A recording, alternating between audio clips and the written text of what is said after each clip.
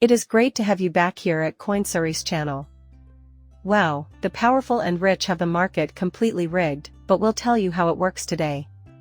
Click the like button, share the video, and tell us what you think about the digital revolution if you enjoy discussing XRP and other amazing digital assets.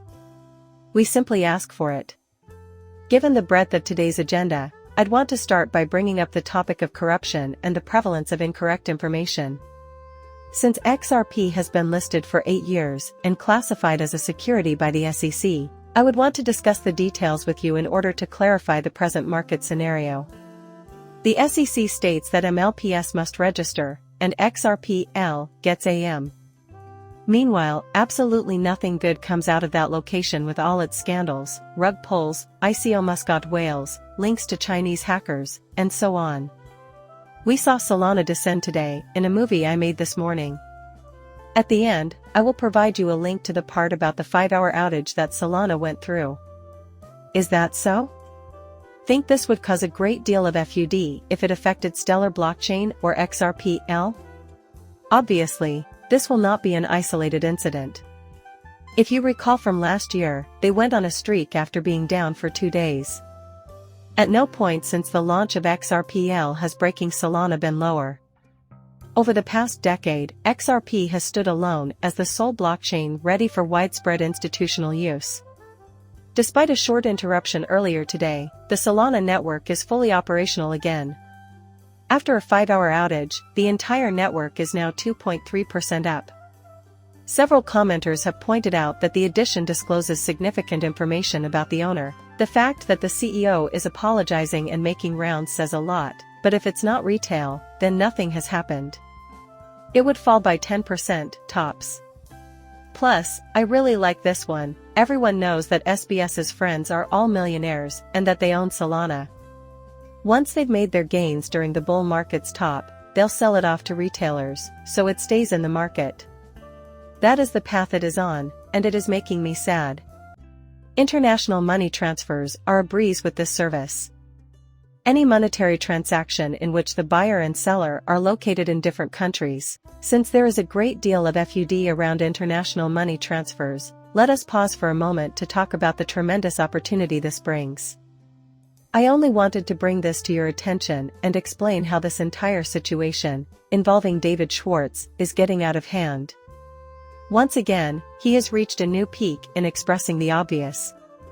Also, I'd like to bring it up soon after that, alright? Down a few notches, like shifting our emphasis away from payments. That won't be seen from our end, in my opinion. Nonetheless, we are investigating more use cases, as you will observe. Practical examples for the metaverse and other potential uses. In my opinion, we should probably put a lot of money into a multi-chain structure next. And what he said was quite incomplete.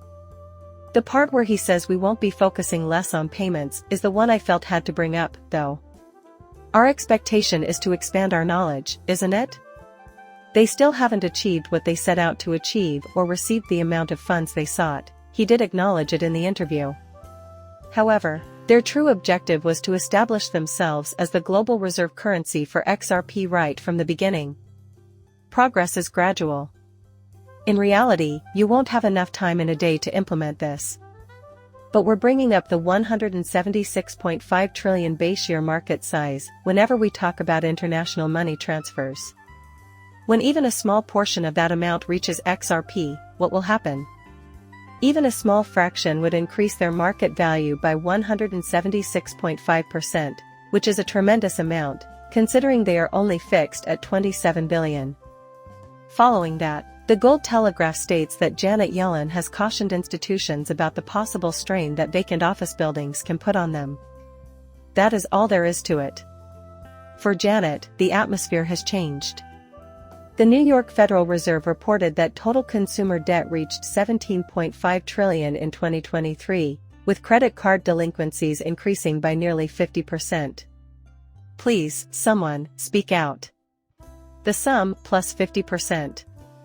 This, according to the Biden administration, is the sign of a healthy economy. I mentioned this a few weeks ago when I mentioned that headlines on consumer confidence are popping up, and that confidence is at an all-time high. We also saw that. But this isn't helping, our debt has ballooned, and the New York Community Bank has seen a 60% decline. I took it that they were all bank stocks, right? A quarter of the bank's value was wiped off. Less than half in urban regions, a 14% decline has been recorded on the HMS1. Constantly and unrelentingly destroyed. Some good news has emerged today, though. Terra caused a stir, and the Saudi Ministry of Investments finalized a $250 million deal, even though 62 poor nations are now facing a full-blown financial catastrophe. Once the video reaches that point, it stops. Do me a favor and subscribe to my channel. Goodbye for now.